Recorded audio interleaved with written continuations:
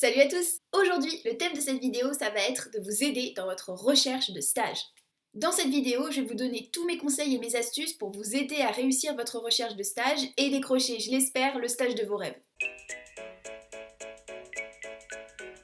Premier conseil, solliciter son réseau. Alors on le sait pas toujours, mais oui, on a tous un réseau. Un réseau en fait, c'est simplement les personnes qui nous entourent. Ça peut être notre famille, nos amis, nos profs, nos camarades de classe, nos voisins, enfin bref, tous les gens qu'on connaît de près ou de loin. La première chose à faire quand on recherche un stage, c'est de le dire. C'est de le communiquer et le communiquer à toutes les personnes qu'on connaît, c'est-à-dire à notre réseau. En plus, quand on cherche un stage et qu'on est junior, on ne sait pas forcément quel stage on a envie de faire. On n'a pas trop d'idées du monde du travail finalement. On ne sait pas trop quels postes sont disponibles sur le marché, on ne sait pas trop à quoi correspondent les postes, on sait ce qu'on aime, ce qu'on n'aime pas, mais on ne sait pas vraiment à quel métier ça peut correspondre. Donc c'est vrai qu'on a plein de questions. Mon conseil quand on est en recherche de stage, c'est surtout de solliciter les élèves de notre école.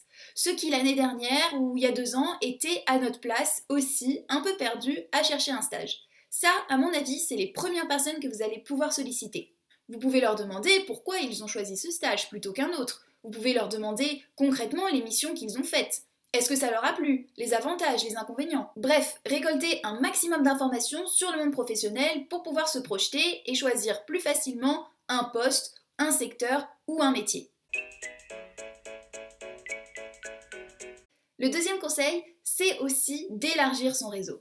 Bien sûr, capitaliser sur son réseau existant, mais aussi chercher à l'agrandir, à l'élargir. Alors pour ça, moi, je vous conseille un site internet que j'adore et vraiment que j'ai utilisé en tant qu'étudiante et maintenant que j'utilise pour aider des étudiants qui s'appelle MyJobGlasses. Ce site, il regroupe des milliers de professionnels qui, en fait, renseignent dans leur profil les missions qu'ils font, le métier, le poste qu'ils occupent. Et vous, en tant qu'étudiant, vous pouvez rechercher un type de métier, une mission, en fait, par mots-clés. Vous cherchez ce qui vous intéresse et vous allez tomber sur des dizaines de profils différents. Et vous pouvez discuter avec eux, convenir d'un rendez-vous téléphonique, leur poser toutes vos questions et ça peut vous aider vraiment à élargir votre réseau, c'est-à-dire à rencontrer de nouvelles personnes. En tout cas, moi ce que je vous conseille sur MyJobGlasses, si vous n'avez pas vraiment d'idée de votre projet professionnel, c'est justement d'essayer de discuter avec un maximum de personnes. Les personnes qui sont sur MyJobGlasses sont prêtes à vous aider, elles sont là pour ça, donc n'hésitez vraiment pas à les solliciter. Et vous pouvez d'ailleurs retrouver le lien vers mon profil MyJobGlasses dans la description de cette vidéo.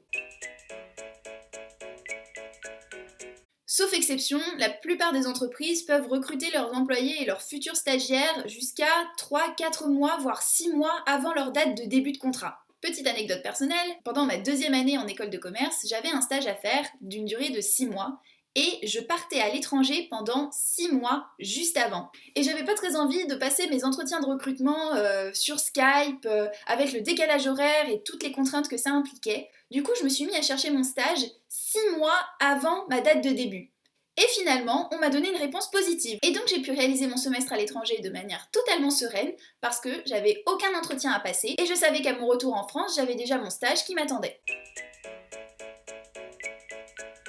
Consultez les sites d'offres d'emploi adaptés à votre profil. Moi, mon meilleur conseil, mon meilleur site, c'est Welcome to the Jungle. Welcome to the Jungle, c'est un site internet qui regroupe des offres d'emploi mais qui vraiment pour moi est à destination plutôt des jeunes parce que ça regroupe beaucoup d'offres d'emploi de petites entreprises, de start-up, d'entreprises innovantes et c'est généralement ces entreprises qui sont plus enclines à prendre des profils jeunes. Il y a aussi le site Job Teaser. Personnellement, j'ai toujours évité les sites de recherche d'emploi un peu généralistes du genre Indeed, quel job, parce que je trouve que la recherche est vraiment trop vaste et qu'en plus trouver des postes adaptés aux juniors, c'est parfois compliqué. Après, vous pouvez toujours regarder. Plus vous en regardez, mieux c'est. LinkedIn, c'est aussi un très bon moyen de chercher des offres d'emploi. Vous pouvez filtrer par région, par poste, par entreprise. Et pareil, beaucoup d'entreprises postent sur LinkedIn et je trouve que la recherche est assez facile.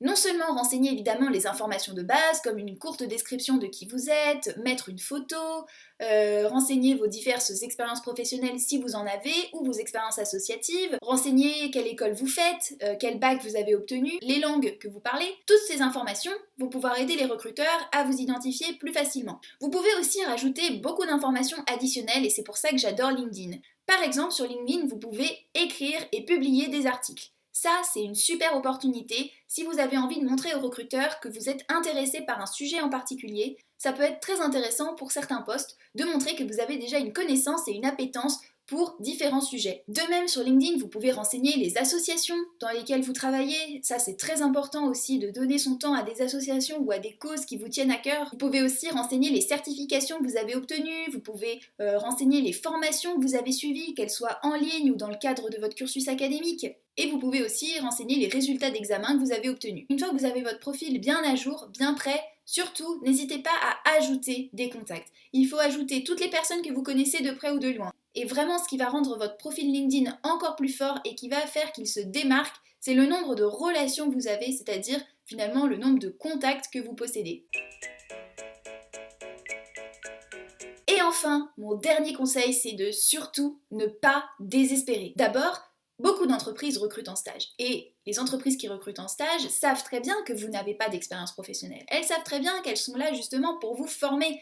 Et c'est ce qu'elles attendent. C'est ça qu'elles attendent d'un candidat, c'est que justement il soit capable d'être formé, c'est-à-dire qu'il soit curieux, ouvert d'esprit, motivé, qu'il ait envie de donner le meilleur de lui-même. Si vous avez ces qualités-là, vous êtes presque sûr de pouvoir décrocher un stage. Ensuite, il ne faut pas désespérer si vous n'avez pas trouvé de stage dans l'entreprise de vos rêves. Même si ce n'est pas vraiment le poste que vous souhaitiez occuper, peut-être que ça vous réservera une bonne surprise. Même si ça se passe super mal, vous allez apprendre que peut-être ce métier n'est pas fait pour vous, peut-être ce secteur n'est pas fait pour vous, peut-être cette organisation d'entreprise n'est pas faite pour vous. En tout cas, vous allez forcément apprendre quelque chose. Chaque expérience est bonne à prendre. Et voilà, cette vidéo est maintenant terminée. J'espère qu'elle vous a plu. N'hésitez pas à me poser toutes vos questions en commentaire. On se revoit très vite et en attendant, gardez le cap!